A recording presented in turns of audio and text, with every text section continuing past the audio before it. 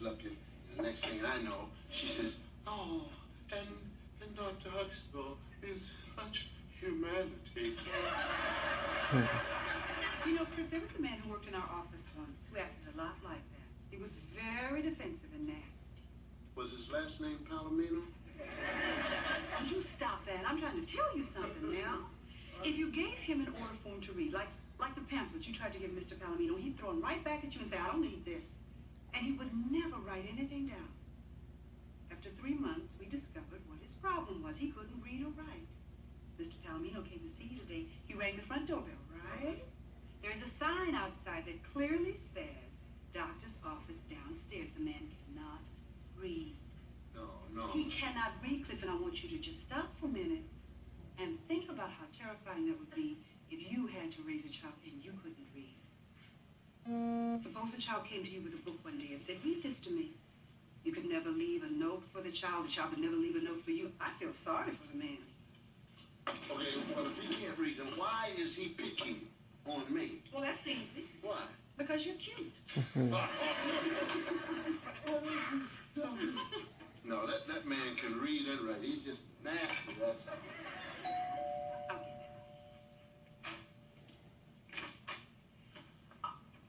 it. Mrs. Huxtable, we meet again. Mr. Palomino, how nice to see you. Do come in. Thank you. Let me take your coat and hat. Thank you very, very kindly. May I say that is a stunning outfit. Thank you.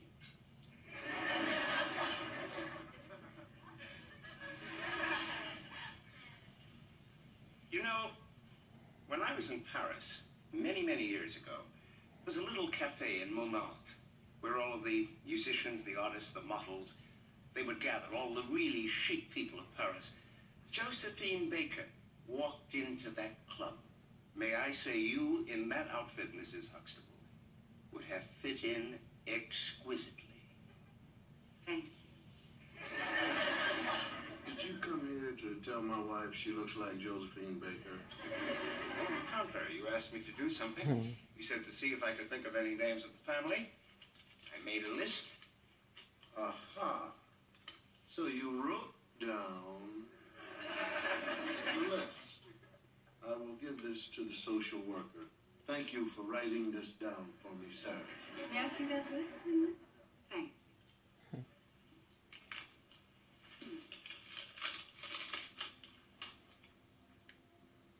Mr. Palomino, I have a problem with this third name. I just can't make out the handwriting. Could you help me with that? Oh, let me... My word, I seem to have forgotten my glasses. Oh, well, now it looks like it could be Tom Mitchell. Tom Mitchell? It is Tom Mitchell, Louisa's great uncle. Ah, are you spelling this Tom with one A or with two A's? That would be two. Thank you.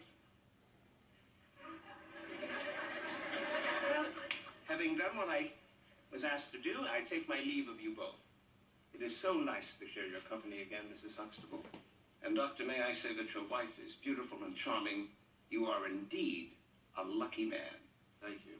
And I put the emphasis on lucky. Oh, thank you, Mrs. Huxtable. How kind of you. Thank you. Till we meet again, perhaps in Paris. Oh, my. Tout à l'heure.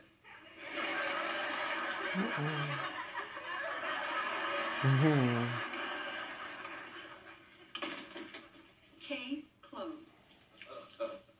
And I should have been in Paris. Yeah. That man's been knocked out so many times, he wouldn't know if he was in Pittsburgh.